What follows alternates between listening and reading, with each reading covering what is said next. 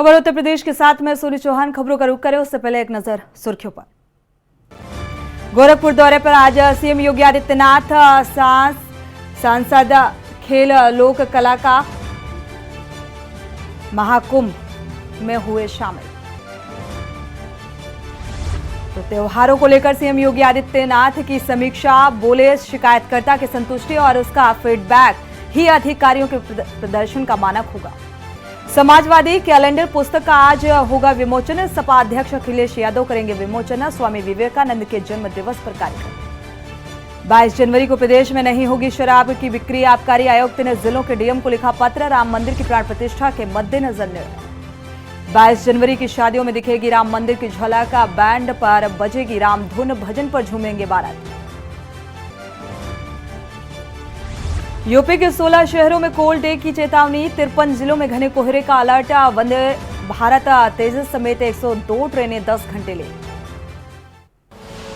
आप देख रहे हैं के न्यूज, खबरों का सारथी। प्रभु आ रहे हैं और 22 जनवरी को आदरणीय प्रधानमंत्री जी के ही कर कमलों से प्रभु अपने भव्य मंदिर में विराजमान हो रहे हैं। जय श्री राम, जय जय श्री राम।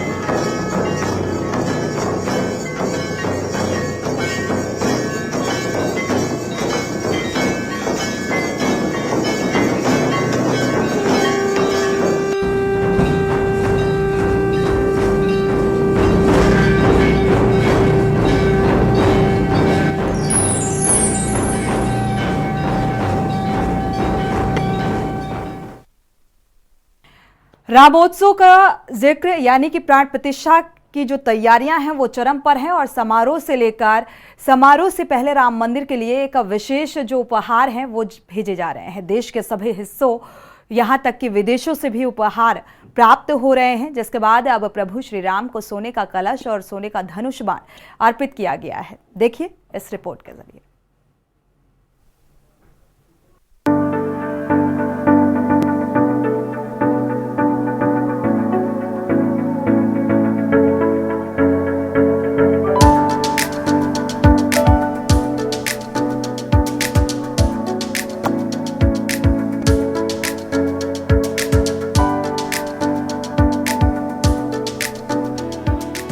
लंबे इंतजार के बाद रामलला अपने भव्य मंदिर में विराजमान होने जा रहे हैं। ऐसे में हर कोई अपने आराध्य को कुछ न कुछ अर्पित करना चाहता है। इसी क्रम में मिथिला की तरफ से श्री राम को सोने का धनुष बाण और स्वर्ण कलश अर्पित किया जाएगा। धनुष बाण और स्वर्ण कलश महावीर मंदिर ट्रस्ट के अध्यक्ष किशोर कुणाल के द्वारा सौंपा गया। ये कलश हैं, ये जो सोने के हैं। जब आप राम मंदिर में प्राण प्रतिष्ठा के बाद जब भगवान राम के आप दर्शन करने के लिए आएंगे तो ये सोने के कलश अमावा मंदिर रास्ते में ही बिल्कुल सामने ही पड़ता है। तो जिसके बाद ये जाएगा तो यहाँ से इस कलश के दर्शन करने के बाद ही राम पथ पे आगे जाते हुए आप भगवान श्री राम के दर्शन के लिए आगे बढ़ेंगे। आपको दिखा दी, अलग अलग तरह के कलश हैं जो बनाए गए हैं। चेन्नई से इसकी कारीगरी की गई है। ये सोने के हैं, आप इनको देख सकते हैं। इनमें डिजाइन बहुत खास तरीके की बनाई गई है जो आने वाली प्राण प्रतिष्ठा के बाद 22 तारीख के बाद सीधे वहां पर लगवाया जाएगा। श्रद्धालु इसके अभी दर्शन करते। ये एक्सक्लूसिव फुटेज हमारे सामने आप देख रहे हैं। इस समय अमावा मंदिर से हम सीधी तस्वीरें आपके सामने लेकर के हैं। अलग अलग तरह के कलश हैं, कई सारे हैं। कुछ अभी खुल गए हैं, कुछ अभी थोड़ी देर में ये भी इनसे भी कवर हट जाएगा तो तस्वीरें फिर और सामने आएंगी। उसके बाद सोने का जो धनुष बाण होगा वो भी भगवान श्री राम को चढ़ाया जाएगा। इस अमावा मंदिर ट्रस्ट के तरफ के द्वारा 10 करोड़ रुपए का दान भी इस मंदिर की तरफ से श्री राम जन्मभूमि तीर्थ क्षेत्र ट्रस्ट को दिया गया है, जिसको लेकर के आगे भी आप देख सकते हैं। यहाँ पर भी अमावा मंदिर की ये जो भगवान की जो मूर्ति छोटी सी बाल स्वरूप में बैठी है उसमें भी सोने का छत्र इस समय लगा हुआ है। तो पूरी तैयारी प्राण प्रतिष्ठा की जोरों पे है। अलग अलग तरह से अपने श्रद्धालु जो हैं, राम भक्त जो हैं, वो अलग अलग तरीके से प्रभु श्री राम को अपना समर्पण कर रहे हैं। श्रद्धा भावना के साथ जो कुछ उनसे बन रहा है वो दान करने के लिए आगे बढ़ रहे हैं। स्वर्ण कलश को अयोध्या के अमावा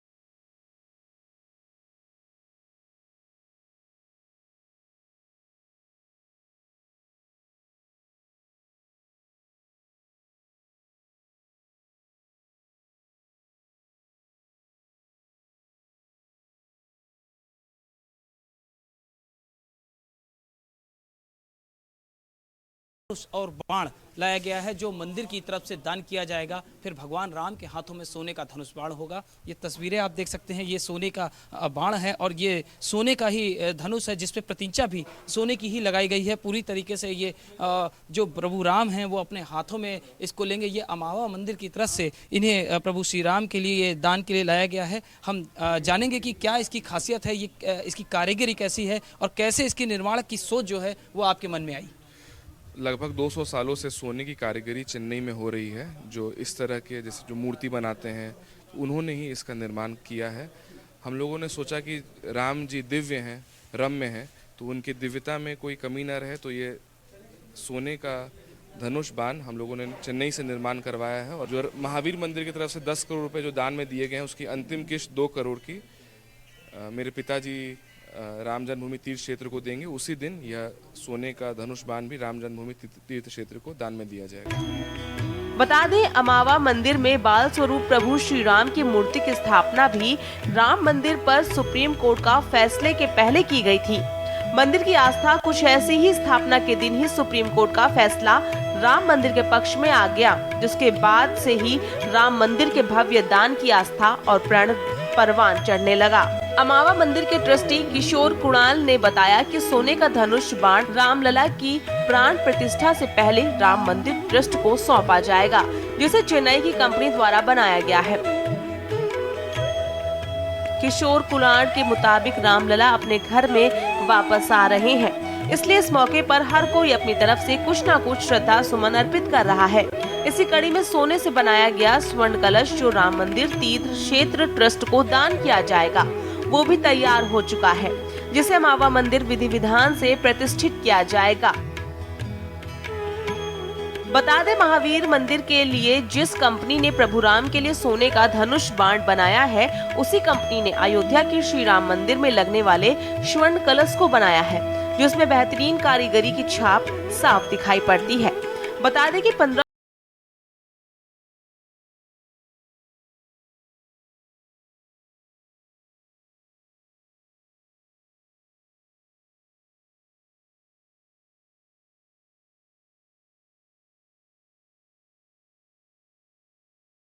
वो अधिक स्थायी होती है। पटना महावीर मंदिर में भी लगे स्वर्ण कलश की चमक 20 साल से फीकी नहीं हुई है।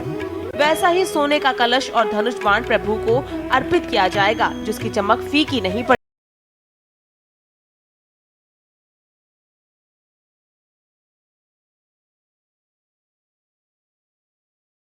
करके रावण जैसे दुष्टों का संहार कर दिया, तो क्या लगता है अब इस धनुष बाण से भी जो धरती के पापी हैं उनका संहार होने को है? ये राम तो हमारे कण कण में है, तो जिस तरह से वो पहले से विराजमान रहे हैं, अब यहाँ पर उनका जो मंदिर निर्माण हो रहा है, यहाँ से देश में सौहार्द का एक संदेश जाएगा कि सब लोग भाईचारे में रहें और जिनके मन में कुछ दुष्ट विचार हैं वो अपने विचारों को समाप्त कर ले। अपने आप में जो जीत होती है, अपने दुर्विचार को समाप्त करने की जो भावना होती है, वो सबसे बड़ी जीत है हिंदू धर्म, सनातन धर्म की। हम देख रहे हैं कि इस धनुष की जो बनावट है वो तो कारीगरी बहुत बेहतरीन है। और ये बाण जो है, ये हम लोग टीवी सीरियल में देखा करते थे कि ये अग्नि बाण हुआ करता था, ब्रह्मास्त्र हुआ करता था, थोड़ा उसके बारे में भी बताइए। तो ये जो कारीगर हैं वो हमारे साथ उपलब्ध है नीचे में, तो उनका इंटेलेक्चुअल जो थॉट प्रोसेस आया है उनको हम लोगों ने फ्री हैंड दिया था कि उनके मन में जो विचार आता है, क्योंकि वो लोग भी काफ़ी धार्मिक होते हैं, तो उन्होंने अपने इंटेलेक्चुअल थॉट से इस बाण का निर्माण कराया है। तो ये धनुष और ये जो बाण है जो प्रभु श्री राम के हाथों में अब विराजमान होगा 22 तारीख के बाद में, उसको लेकर के अब पूरी तैयारी हो गई है। अब मंदिर की तरफ से ये धनुष और बाण प्रभु राम मंदिर तीर्थ क्षेत्र ट्रस्ट को दान कर दिया जाएगा, जिसके बाद भक्त इसके दर्शन कर सकेंगे। के न्यूज़ इंडिया के लिए कैमरा पर्सन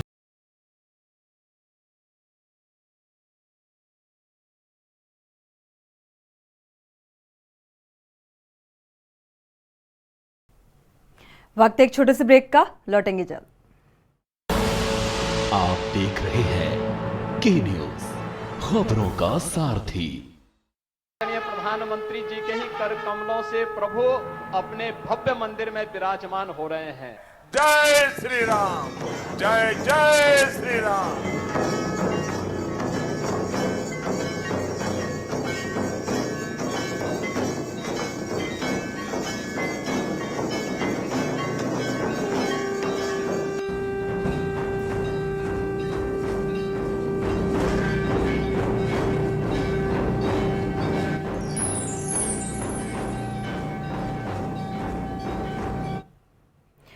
रामोत्सव में एक बार फिर से आप सभी का स्वागत है। लगातार साधु संतों में भी उत्साह प्राण प्रतिष्ठा को लेकर हमारे विशेष संवाददाता विनेश शर्मा ने खास बातचीत की है हनुमानगढ़ी के महंत राजू दास जी से।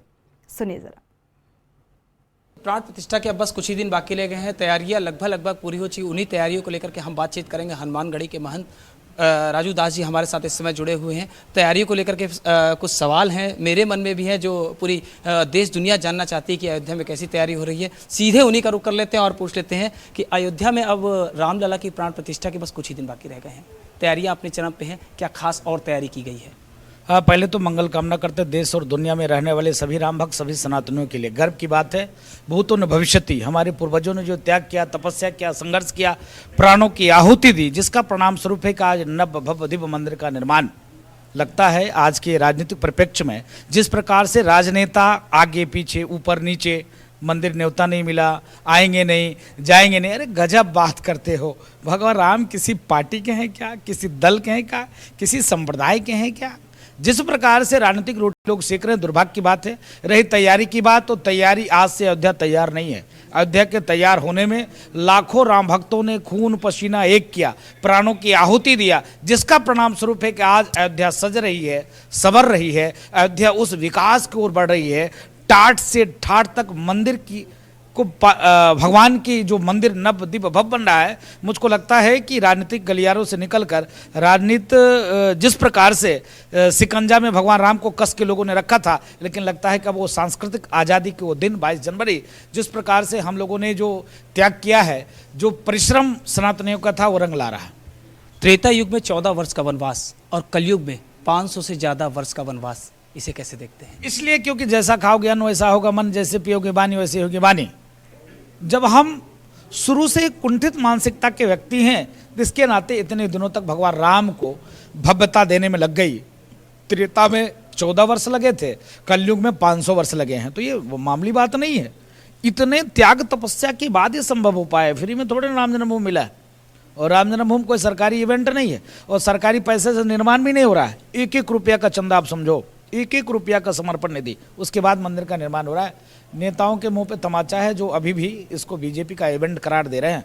मुझको लगता है उनके अंदर सुधार लाना चाहिए, क्योंकि यस न हो हाल तुम्हारा, रहा न कुल कोई रोबन हारा, ये स्थिति उत्पन्न ना हो जाए। आपको स्वागत है अयोध्या में, ठीक है। आपको लगता है कि बीजेपी के द्वारा इवेंट है, संघ परिवार के द्वारा इवेंट है, तो मैं आपसे पूछना चाहता हूं, जब टोपी पहनकर टोपी पहनाने के लिए चले जाते हो तो ऐसा क्यों? मल्लिकार्जुन खड़गे जो कांग्रेस के राष्ट्रीय अध्यक्ष हैं, उन्होंने भी एक बयान दिया था विवादित, उसको किस नज़र से देखते हैं? चाहे मल्लिकार्जुन खड़गे हों, चाहे अधीर रंजन चौधरी हों, चाहे वो इटालियन महारानी हों, दुख इस बात की है भारत देश में हो। एक तरफ तो आप कहते हो देश सेकुलर है, एक तरफ आप ये कहते हो सर्वधर्म सद्भाव, एक तरफ ये कहते हो गंगा जमुनी तहजीब, ये आप ये कहते हो कि बीजेपी द्वेष फैला रही, हिंदू और मुसलमान कर रही है। हिंदू मुसलमान कौन कर रहा है भाई? राम मंदिर को लेकर आप जब नमाज पढ़ने जाया करते हो, आप जब अन्य मजहब के कार्यक्रम में जाया करते हो, तो सनातन से आपत्ति क्यों? मंदिर से आपत्ति क्यों? मंदिर की प्राण प्रतिष्ठा से आपत्ति क्यों? मंदिर भव्य दिव्य नव बन रहा है, इससे आपको तकलीफ क्यों? बाबर से इतना प्रेम क्यों? बाबरी से इतनी प्यार क्यों? आप इस प्रकार से क्यों बात करते हो? आपको तो बोलना चाहिए, ठीक है, कोई बात नहीं है। बीजेपी का इवेंट है तो आप चौखट से मत्था टेक के चले गए होते, दिक्कत क्या था? अगर आपको वाकई में आपका कोई ये मल्टी स्टोरी कंपनी बना कर रखे हो क्या, मल्टीपर्पज से, कि कितना % मुझको लाभ मिलेगा तो ये प्रोडक्ट को वहां लॉन्च करेंगे, आप ये कंपनी बना कर रखे हो क्या? आपका एक राजनीतिक दल है, वो भी राष्ट्रीय राजनीतिक दल है। आप 70 वर्षों तक हिंदुस्तान में राज किया, उसके बाद आपका भाव अभी भी इस प्रकार की मानसिकता की नहीं, संघ का, बीजेपी का, आरएसएस का, हिंदू का। अरे भाई, ये हिंदुस्तान है, राम जी सबके हैं। आप राम जी को भी किसी पार्टी में, किसी दल में, किसी संप्रदाय में बांध कर देख रहे हो, तो मुझको लगता है शुद्ध रूप से अभी भी आपकी मानसिकता बाबर वाली है, औरंगजेब वाली है और रावण के खानदान वाली है। एक वक्त था हम सुनते थे कि कुछ सियासी दल कहते थे राम काल्पनिक हैं, राम सेतु काल्पनिक है, उसे भी तोड़ने के प्रयास हुए। लेकिन आज वो सियासी दल जब राम लला की प्राण प्रतिष्ठा का दिन जैसे जैसे करीब आ रहा है, आज वो शांत है। उनके मन में भी अंदर से है कि मैं जाऊं वहां देखूं, लेकिन वो खुल के कह नहीं पा रहे हैं। मैं आपकी बात को तुरंत तत्काल प्रभाव से खारिज करता हूं, इसके नाते नहीं, डर के नाते। 14 के पहले किसी का वीडियो दिखा दो आप। 14 के पहले कोई किसी मंदिर में त्रिपुंड लगाकर, कुर्ते के ऊपर से जनेऊ पहनकर ये कहे, चोटी दिखाए कि हमारे भी बाप दादा कश्मीरी हिंदू थे। अभी 14 के पहले किसी ने कहा क्या? ये डर बस। एक चाय बेचने वाला पीएम हो जाता है, एक माला फेरने वाला, घंटा घंटी डुलाने वाला, भजन संकीर्तन पूजा पाठ करने वाला मुख्यमंत्री हो जाता है। इसका डर है। ये उनके संस्कार में नहीं है, ये उनके संस्कृति में नहीं है। संस्कार और संस्कृति में होता तो इतना राम मंदिर का विरोध करता, सनातन संस्कृति का विरोध करता। मैं पूछना चाहता हूं, देश में लमसम 60 कानून मंदिर के विरोध में हैं, एक नहीं, अलग अलग राज्यों में अलग अलग प्रकार से मंदिर को कैसे अतिक्रमण किया जाए, मंदिर का कैसे विनष्ट किया जाए, मंदिर की संपत्ति को कैसे सरकारी घोषित करके सरकारी मिशनरी में लगाया जाए, ऐसे ऐसे करके अलग अलग राज्यों में 60 कानून है। और देश में लमसम 4 लाख से ऊपर मंदिरों का चढ़ावा गवर्नमेंट डायरेक्ट लेती है। उस पैसे का किसी पर भी धार्मिक अनुष्ठान नहीं, धार्मिक आयोजन नहीं, सनातन संस्कृति को बढ़ाने का काम नहीं, मंदिर की रक्षा सुरक्षा के लिए कोई बात नहीं, गुरुकुल व्यवस्था आगे बढ़ाने के लिए कोई बात नहीं, धर्म गुरुओं को धर्म मतलब जिस प्रकार से धर्म सम्मेलन कराया जाए उस पर कोई बात नहीं, जो टूटे सूटे जीर्ण शीर्ण मंदिर पड़े हुए हैं उसकी पुनरुद्धार की बात नहीं। होता क्या है, सारे पैसे के आप हज हाउस बनाने में लगा देते हो। तो क्या मेरा सवाल है आपसे, एक तरफ तो आप यह कहते हो सर्व धर्म सद्भाव की बात करते हो, दूसरी तरफ एक कौम एक मजहब एक संप्रदाय की बात करते हो, ये तो नहीं चलने वाला। सनातन की जीत है, सत्य की जीत है। लेकिन अखिलेश यादव फिर भी कहते हैं कि राम जिसको बुलाएंगे वही जाएगा, निमंत्रण तो है या नहीं है ये तो अलग बात है। नहीं, वो सही कहते हैं, राम जिसको बुलाएंगे वही आएगा। सही कहा अखिलेश जी ने, चारा पुत्र ने भी सही कहा, सोनिया एंटोनो माइनो को बेटा ने भी सही कहा है, इटालियन महारानी ने भी सही कहा है, खरगे ने भी सही कहा है, राम जिसको बुलाएंगे वही आएगा। लेकिन निर्मल मन सो मोहि पावा, मोहि कपट छल छिद्र न भावा, जिसका मन निर्मल होगा उसी को राम जी बुलाएंगे। जो मांस भक्षण करने वाला है, दारू पीने वाला है, घटियाई करने वाला है, उसको भगवान क्यों बुलाएंगे? इसके नाते हम लोग विरोध करते थे कि ऐसे कालनेमियों को मत बुलाओ, ऐसे गिरगिट जैसे रंग बदलने वाले को मत बुलाओ, ऐसे निशाचरों को मत बुलाओ। संघ विचार परिवार कहता था, अरे बाबा जी मीठा मीठा बोलो, शुभ शुभ बोलो, शुभ कार्य हो रहा है। देखिए आज उन्होंने अशुभता का परिचय दे दिया, उन्होंने कहा कि मुझको नहीं आना, बीजेपी के इवेंट है। यही कारण है कि जैसे पियोगे पानी वैसे होगी वाणी, जैसे खाओगे अन्न वैसा होगा मन। अब 22 जनवरी को प्राण प्रतिष्ठा होने को है। 2017 में योगी जी ने सरकार संभाली थी, जब सत्ता पे आए थे तो किसी ने नहीं सोचा था कि ये फैसला आएगा, मंदिर बनेगा। कल्पना की जा रही थी कि नहीं अभी तो कहीं नहीं है, अभी दूर दूर तक नहीं है। योगी जी ने जिस तरीके से काम किया और आखिर अब वो घड़ी आ गई है कि बस अब मंदिर निर्माण के बाद प्राण प्रतिष्ठा की बारी है, उसको कैसे देखते हैं? मैं मंगल कामना करता हूँ। हम ही नहीं, देश के 140 करोड़ देशवासी टकटकी लगा के देख रहे थे, जिस चीज को लेकर राजनेता नेता राजनीतिक दल हिंदू मुसलमान करके अयोध्या से दूरी बनाकर यह कह रहे थे कि वहाँ मामला विवादित है। इसके नाते चाहे विकास कार्य का हो, डेवलपमेंट का कार्य हो, चाहे अयोध्या की उस पौराणिकता वैभव तक पहुंचाने की बात हो, चाहे इसमें नव्यता दिव्यता भव्यता देने का प्रयास हो, सरकार ने छला। इसका परिणाम स्वरूप है कि आज योगी जी ने जो प्रयास किया, योगी जी का जो प्रयास है वो सराहनीय है। योगी जी ने देखा, आप लोगों ने देखा होगा कि मंदिर निर्माण प्राण प्रतिष्ठा से पहले उन्होंने शुरुआत किससे किया कि दूर दूर से व्यक्ति कैसे आए। एयरपोर्ट मोदी जी को बुलाकर उद्घाटन कराया, रेलवे स्टेशन जो सामान्य व्यक्ति है पहुंच पाए, रेलवे स्टेशन का निर्माण कराया। इससे भी बढ़कर बस अड्डा, आप समझो जो टूरिस्ट ये हब है, सनातन संस्कृति का ये मतलब ये हब है, यहाँ पर हिंदू ही आते हैं, तो यहाँ आने की व्यवस्था कैसे ठीक की जाए, इस प्रयास को योगी जी ने किया बिना भेदभाव के। आभार व्यक्त करता हूँ पूज्य योगी आदित्यनाथ जी महाराज का, और कोट कोट धन्यवाद व्यक्त करता हूँ यशस्वी प्रधानमंत्री जी का। आपने देखा होगा वो भी दिन जहाँ पर आप खड़े हैं, ये अमावा मंदिर है, पूज्य आचार्य कुणाल किशोर जी ने कोर्ट में जाकर इतने एविडेंस उपलब्ध कराए, वेद पुराण शास्त्र, और यहाँ तक पूज्य आचार्य कुणाल किशोर जी ने इंग्लैंड का नक्शा उपलब्ध कराया। और समझिए जो जाफर याब जिलानी था वह मर गया, वो जिलानी ने तत्काल उस कागज को फाड़ दिया, क्योंकि अरे इतना पुराना 1700 कुछ ईस्वी का राम जन्मभूमि का नक्शा आचार्य कुणाल किशोर जी ने वहां उपलब्ध कराया। तो विषय यह है कि सभी राम भक्तों की देन है कि आज मंदिर का निर्माण हो रहा है। नहीं तो इन राजनेताओं के तो पास देखो ना, उन्होंने कहा दिया बीजेपी की इवेंट है, नमस्ते मैं नहीं जाऊंगा। ये कभी नहीं कहा कि मुल्ला जो है मुल्लों का कार्यक्रम में कभी टोपी लगा के जाने से नहीं मना किया। लेकिन सनातन परंपरा, सनातन संस्कृति की व्यवस्था आज अयोध्या इस प्रकार से डेवलप हो रहा है, अभी भी इनकी बाबरी प्रेम नहीं जा रही। ये सनातन की जीत है, संतों के त्याग की जीत है, कार सेवकों की वो जीत है जो इतना बलिदान दिया गया, इतने वक्त तक इंतजार किया गया। अब उन कार सेवकों के परिवारों के लिए भी कोई संदेश? नहीं, 140 करोड़ देशवासियों की जीत है। 140 करोड़ देशवासी, 140 करोड़ देशवासी में हिंदू भी आते हैं, मुसलमान भी आते हैं, सिख भी आते हैं, ईसाई भी आते हैं, तमाम मत मतांतर के मानने वाले लोग आते हैं कहीं न कहीं से, चाहे वो इस्लाम के मानने वाले हों, चाहे वो ईसाई के मानने वाले हों।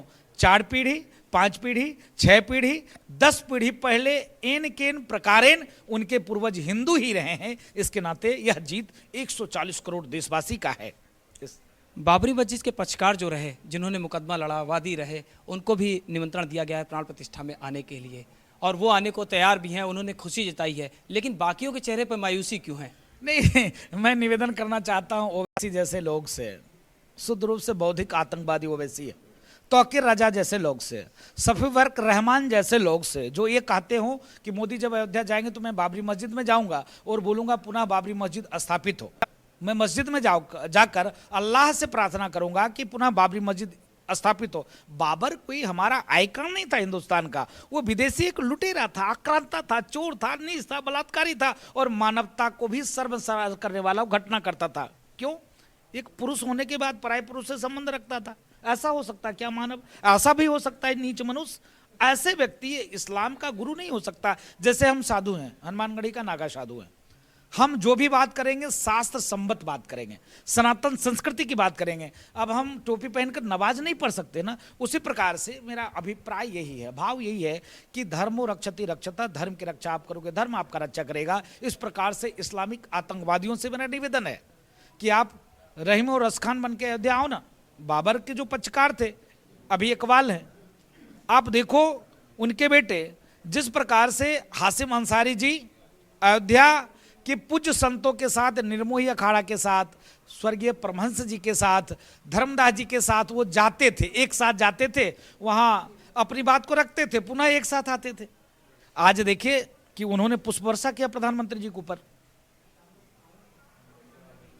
अयोध्या में अब 22 तारीख यानी प्राण प्रतिष्ठा का जो दिन है, उसके लिए भव्य तैयारी तो अब पूरी हो चुकी है।